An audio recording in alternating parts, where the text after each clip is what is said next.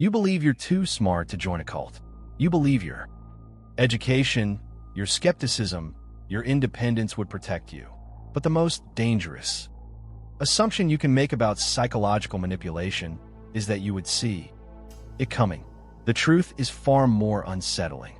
Every single person who has ever disappeared into a cult believed exactly what you believe right now. Imagine yourself at a community gathering. The people are warm, intellectually curious, passionate about making the world better. Someone asks thoughtful questions about your life, really listens to your answers, remembers details you mention in passing. You feel seen in a way that's become rare in modern life.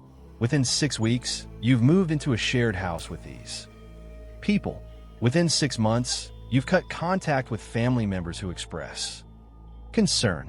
Within a year, you're unrecognizable to the person you used to be. And here's what makes your skin crawl. You never noticed the transition. Each step felt completely rational at the time. The human mind is not the fortress we imagine it to be. We think of ourselves as sovereign individuals, captains of our own consciousness, immune to the kind of influence that transforms ordinary people into devotees of destructive ideologies. But decades of psychological research have revealed something deeply uncomfortable about the architecture of human cognition. We're not primarily rational beings who occasionally experience emotion. We are primarily emotional beings who occasionally engage in reasoning. And cult leaders understand this at a level most of us never contemplate. Robert J. Lifton spent years studying what he called thought reform, conducting extensive interviews with prisoners of war and individuals who had experienced systematic ideological conversion. His work in the 1950s revealed 8 criteria of thought reform that remain the foundation of our understanding of psychological manipulation. But what makes his findings truly disturbing is not that these techniques exist. It's how subtle they are, how they masquerade as care, community, and personal growth, how they transform the mind without ever announcing their presence. The first mechanism is milieu control. This is the manipulation of human communication within an environment to the point where reality becomes defined by the group rather than by external verification. It doesn't begin with isolation. It begins with immersion. You're invited to more gatherings, more study sessions, more social events with the group. Each invitation feels voluntary. Each acceptance feels like your choice. But the sheer frequency of contact begins to shift your baseline reality. The group's interpretation of world events starts to feel more immediate, more relevant than the news you used to follow. Their explanations for your personal struggles start to resonate more deeply than conversations with old friends who don't quite understand what you're going through. What you don't recognize is that your information environment is being quietly curated. Questions that arise in your mind are answered before they fully form. Doubts are reframed as growth opportunities. Alternative perspectives are gently positioned as products of limited understanding. And because this happens gradually, because each step feels consensual, you never experience it as control. You experience it as clarity. The second mechanism Lifton identified is mystical manipulation. This is the orchestration of experiences that feel spontaneous but are actually engineered to create the impression of special insight or spiritual significance. A cult leader shares a piece of personal information about you that seems impossible to know through normal means. What you don't realize is that this information was gathered weeks earlier through careful questioning of mutual contacts or through your own disclosures that you've forgotten making. The seeming impossibility of the knowledge creates awe. Awe creates openness. Openness creates influence. Or consider the timing of emotional experiences. You're struggling with a particular problem, feeling isolated in your confusion. At precisely the moment your distress peaks, the leader or a senior member offers guidance that feels almost prophetic in its relevance. The relief you feel is genuine. The gratitude is authentic. What remains invisible is that your emotional state was being monitored, that the intervention was timed for maximum impact, that the problem itself may have been subtly exacerbated to create the conditions for this perfectly timed rescue. The human brain is a pattern recognition machine desperately seeking meaning in chaos. When patterns emerge that seem beyond coincidence, we don't default to skepticism. We default to significance. We assume intention, purpose, design. Cult leaders don't fight this tendency. They exploit it with surgical precision. The third element is the demand for purity. This is the creation of an impossible standard of thought and behavior, combined with the implicit or explicit threat. That failure to meet this standard represents moral deficiency. You begin to monitor your own thoughts for signs of impurity. Doubt becomes something to confess. Questions become evidence of spiritual weakness. The internal critic that all humans possess gets reprogrammed to serve the ideology, rather than your own well-being. What makes this particularly insidious is that it often masquerades as self-improvement. You're encouraged to be honest about your flaws, to examine your ego, to transcend your limitations. These are not inherently destructive pursuits. In healthy contexts, self-reflection builds resilience and authenticity. But in manipulated environments, self-criticism becomes a weapon turned inward. Every natural human impulse that conflicts with group doctrine becomes evidence of your inadequacy. Every moment of hesitation becomes a confession of insufficient commitment. The psychological term for this is self-monitoring, and it represents the moment when external control becomes internalized. The leader no longer needs to police your thoughts because you've begun to police them yourself. You become both prisoner and guard in your own psychological confinement. Stanley Milgram's obedience experiments in the 1960s revealed something terrifying about human compliance with authority. When instructed by a perceived authority figure in a legitimate-seeming context, 65% of participants were willing to administer what they believed were dangerous electric shocks to another person. These weren't sadists. They were ordinary people who found themselves in a psychological architecture that made compliance feel more natural than resistance. The experiments demonstrated that situational factors can override individual morality with horrifying ease. But cult environments take this dynamic further. They don't just leverage authority. They make authority feel like love. The leader isn't experienced as a tyrant demanding obedience, but as a mentor offering transcendence, a parent providing care, a teacher revealing truth. This emotional transformation of the power dynamic is what makes cult manipulation so different from simple coercion. You don't feel controlled. You feel chosen. The fourth mechanism is confession. In cult environments, this takes the form of sharing increasingly personal information with the group, often in structured settings designed to create vulnerability and emotional exposure. You reveal things you've never told anyone. Childhood traumas, secret shames, private fears. The act of confession creates several psychological shifts simultaneously. It bonds you to the group through shared vulnerability. It provides the leadership with detailed psychological maps of your weaknesses. And it creates a sense of investment. You've given so much of yourself that leaving would mean abandoning not just the group, but the version of yourself you've constructed within it. What you don't recognize is that disclosure is not symmetrical. You reveal everything. The leadership reveals only what serves their narrative. This asymmetry creates a power imbalance that feels like intimacy but functions as leverage. They know you completely. You know them only through carefully crafted presentation. The fifth element Lifton identified is sacred science. This is the positioning of the group's ideology as ultimate truth, beyond question or critical examination. Doubt is reframed not as intellectual honesty, but as moral failure. The doctrine is presented as so profound, so complete, so verified by experience, that subjecting it to ordinary skepticism represents a category error. You wouldn't question gravity. Why question this? The circular reasoning becomes invisible because it's embedded in language that sounds sophisticated. Challenging the ideology is interpreted as evidence that you don't understand it yet. Frustration with contradictions is reframed as resistance to growth.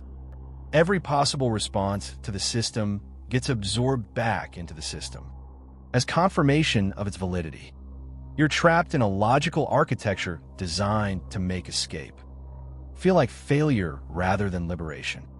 Philip Zimbardo's Stanford prison experiment, though methodologically controversial, revealed how quickly ordinary people assume roles assigned to them by authority and environment. Within days, college students playing prisoners and guards had internalized their roles so completely that the experiment had to be terminated early due to psychological harm. The implications are chilling. Human identity is far more fluid than we want to believe. Put us in the right environment with the right pressures and the right social expectations, and we become different people, not metaphorically, neurologically. The self is not a fixed essence. It's a negotiation between biology and context. /N cults understand this fluidity instinctively. They don't try to destroy your identity through force. They create a context where a new identity feels like your truest self emerging. The person you become within the group doesn't feel imposed. It feels discovered. This is why exit is so psychologically devastating. You're not just leaving an organization. You're abandoning what you experienced as your authentic self.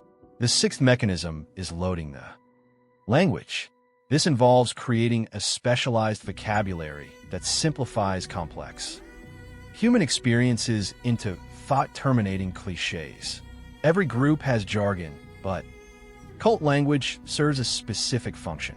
It stops thinking rather than enhancing it. When doubt arises, a simple phrase dismisses it. When pain emerges, a coded term explains it away. The language creates the illusion of understanding while actually preventing genuine analysis. You begin to think in the group's terms. Your internal monologue shifts from your own voice to the voice of the ideology. This is not metaphorical possession. This is linguistic colonization of consciousness. The words you use to make sense of experience determine what experiences you can recognize as valid. When the only vocabulary available is provided by the group, the only reality that exists is the one they define. The seventh element is doctrine over person. This means that personal experience, individual perception, and human complexity are subordinated to ideological purity. If your experience contradicts the doctrine, your experience is reinterpreted. If your feelings conflict with group expectations, your feelings are wrong. What you witnessed doesn't matter if it doesn't fit the narrative. What you felt doesn't count if it threatens cohesion. This creates a profound alienation from your own subjectivity. You can no longer trust your perceptions, your emotions, your memories. The only reliable source of truth is external. The only valid interpretation comes from leadership. You've been severed from the very thing that makes you an individual. Your internal compass has been replaced with an external navigation system controlled by someone else. The eighth and final criterion is dispensing of existence.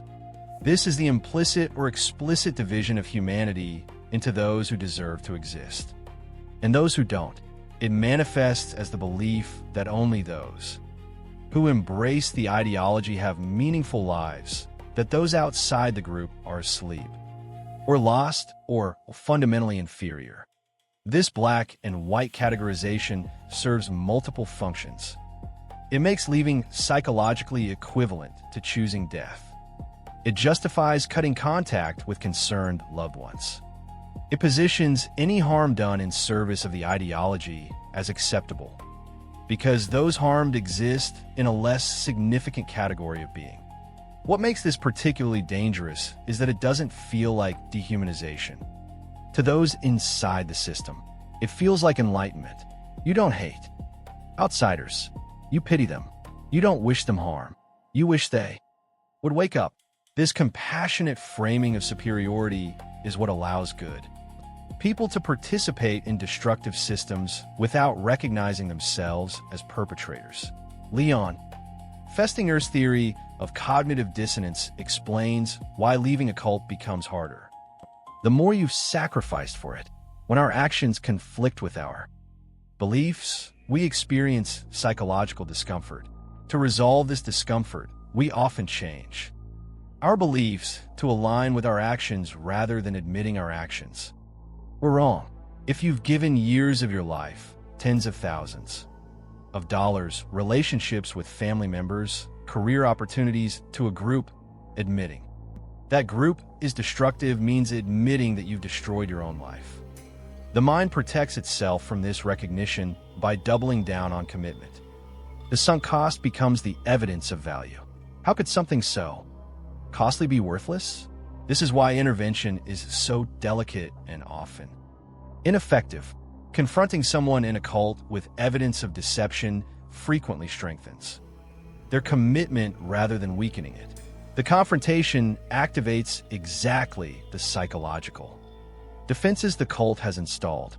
Criticism from outsiders becomes proof that outsiders don't understand. Concern from family becomes evidence of their spiritual blindness. The trap tightens with every attempt at rescue. What we're left with is an uncomfortable truth about human psychology. We are not difficult to manipulate. We're not naturally resistant to control.